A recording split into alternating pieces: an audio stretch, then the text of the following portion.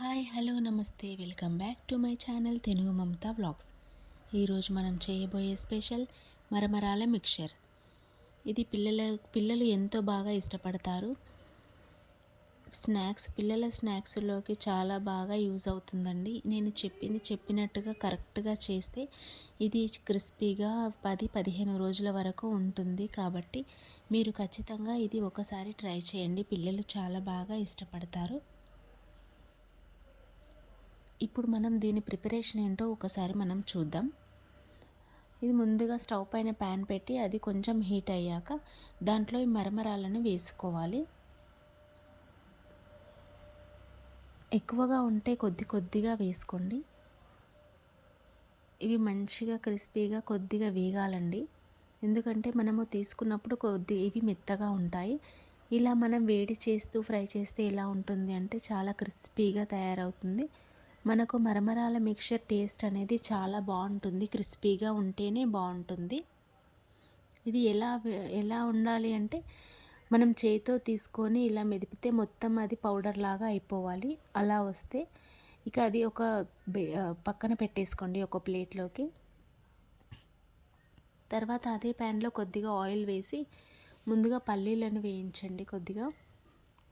అవి కొంచెం బాగా ఫ్రై అయ్యాక దాంట్లోనే పుట్నాలను కూడా యాడ్ చేయండి. ఇవి మంచిగా ఫ్రై అవ్వాలి.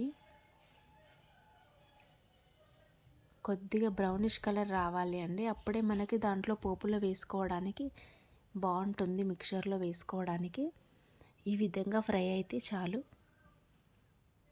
దీన్ని ఒక ప్లేట్లోకి తీసి పెట్టేసుకోండి. తర్వాత అదే ప్యాన్లో మళ్ళీ కొద్దిగా జీలకర్ర ఆవాలు, ఒక 2-3 ఎండుమిర్చి కొద్దిగా ఫ్రై అవ్వాలి.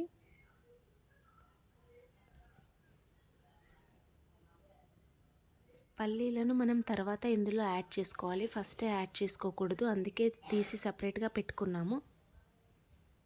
దీంట్లోనే ఒక 3-4 పచ్చిమిర్చిని పొడువుగా మధ్యలోకి కట్ చేసుకోవాలి.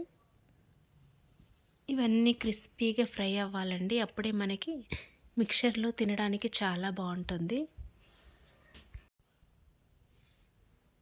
ఇవి ఈ విధంగా కొద్దిగా ఫ్రై అయ్యాక దీంట్లోనే 1 స్పూన్ అల్లం వెల్లుల్లి పేస్ట్, 1 స్పూన్ పసుపు యాడ్ చేసుకోవాలి.